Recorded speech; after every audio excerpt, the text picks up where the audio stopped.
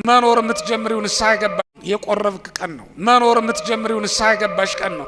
መኖር የምንጀምረው በወንጌል ቃል መጽናናት ስንጀምር ነው። በመጠጥ ብዛት አይደለም። በዳንኪራና በዳንስ እንደው ልባችን ቅልጥ እስኪል ድረስ የተደሰትን የመሰለን ቀን አይደለም መኖር የጀመረ። መኖርንማ አሁን ጀመርኳት እንዳትሉ፣ ያገኛችሁትን ስለበላችሁ ያገኛችሁትን ስለለበሰ መኖር አሁን ጀመርኩ እንዳትሉ። በኃጢአት እየኖሩ መኖር ጀመርኩ አይባልም። መኖር በክርስቶስ ነው ወገኖች። መኖር በእምነት ነው። የዘላለም ሕይወት በሚገኝበት በክርስቶስ እቅፍ ውስጥ ስትኖሩ ያን ጊዜ መኖር ጀምራችኋል። አየው አይደል? ያዕቆብ ድንጋይ ተንተርሶ እግዚአብሔርን ሲያዩ፣ አንተ ግን ምቾት ያለው ትራስ ተንተርሰህ ክፉል ልታይ ትችላለህ። አያችሁት አይደል?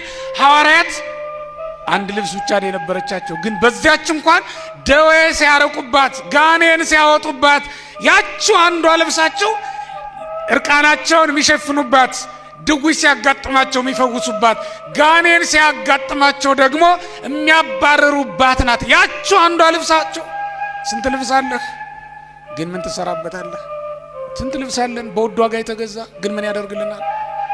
በሽቱ የተጠመቀ ልብስ ለብሰን እንወጣለን። እንኳን ጋኔን ልናወጣበት ድውይ ልንፈውስበት ለራሳችንም በሽታ ነው የሚሆነን። አጣብቆ ይዞ ሲያስጨንቀን አይደል? በተለይ እናንተ ግድም በልብሳቸው ሲጨነቁ የለበሱት ልብስ ራሱ ሲያስጨንቃቸው የሚሉ ሰዎች ማታ እኔ ልብስ ሲቀይሩ አላያቸውም እንጂ ባያቸው እፎይ የሚሉ ይመስለኛል።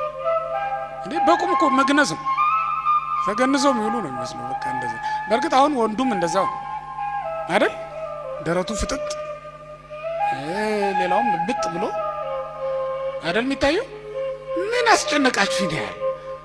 ደረተ ታየ አልታየ? ይልቁንስ የእናንተ ሞገሳችሁ ጸጋ ክርስቲያን አይደለም እንዴ? ሞገሳችን ጸጋችን ክርስቶስ አይደለም እንዴ? ክብራችን ውበታችን ሃይማኖታችን አይደለም እንዴ? ትህትናችን ወዴት አለ? የምንከበርበት በሰውም በእግዚአብሔርም ዘንድ መታዘዛችን ወዴት አለ? ከሰዎች ጋር በፍቅር መኖራችን ወዴት አለ? በወንጌል ውስጥ የተቀመጠው ያ ምልክታችን ሆኖ የተቀመጠው ነገር ወዴት አለ? በእውነት ክርስቲያን የኛ ምልክት እሱ ነው። እሱን ሲያዩ ሰዎች ሁሉ ይሄ ልጅ ክርስቲያን ነው የሚሉን እንዴ? እኛ መለያችን ጫት ቤት ነው እንዴ? እኛ መለያችን ጃምቦ ቤት ነው እንዴ? መንገድ ዘግቶ መጠጣት ነው እንዴ? እኛ የጥምቀት ዕለት መንገድ ዘግቶ መዘመር፣ በበነጋው ደግሞ መንገድ ዘግቶ መጠጣት፣ አረ ነውር ነው።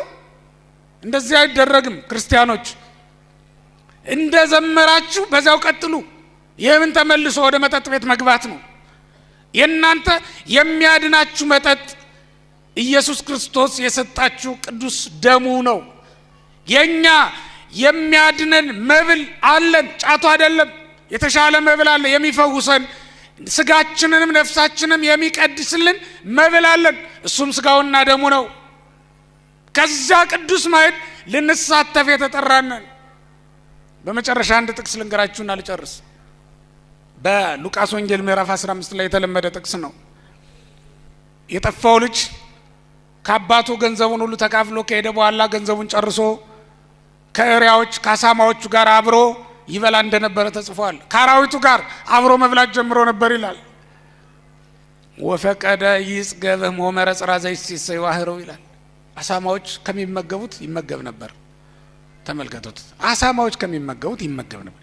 ከእግዚአብሔር ቤት ወጥቷል፣ ከአባቱ ቤት ኮብልሏል፣ ያለውን ሁሉ ጨርሷል።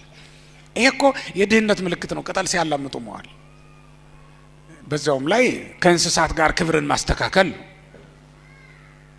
እንደዚያ እኮ ነው። ስጋራውን ሲያቦሉ መዋል፣ መጠጥ ቤት ቁጭ ብለው መዋል፣ እንደዚያ እኮ ነው ክርስቲያኖች። ይሄ ዛፍ ላይ ብትደፉት እኮ ይሄን ጃምቦውን ድራፍት ነው አይደል የሚባለው? እሱን ወስዳችሁ አትክልት ላይ ብታደርጉት ያደርቀዋል፣ አያለመልመውም።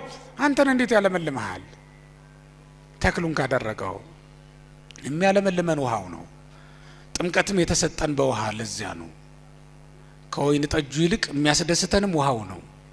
ውሃ በመጠጣት እኮ የሚገኝ ደስታ አለ፣ ስጋዊ የሚሆን መንፈሳዊ ማለት ነው። ይሄ እንደዚያ ነው። ስለዚህ ወደሚጠቅመን ወደ ተሰጠን በጎ ነገር መሄድ ይኖርብናል።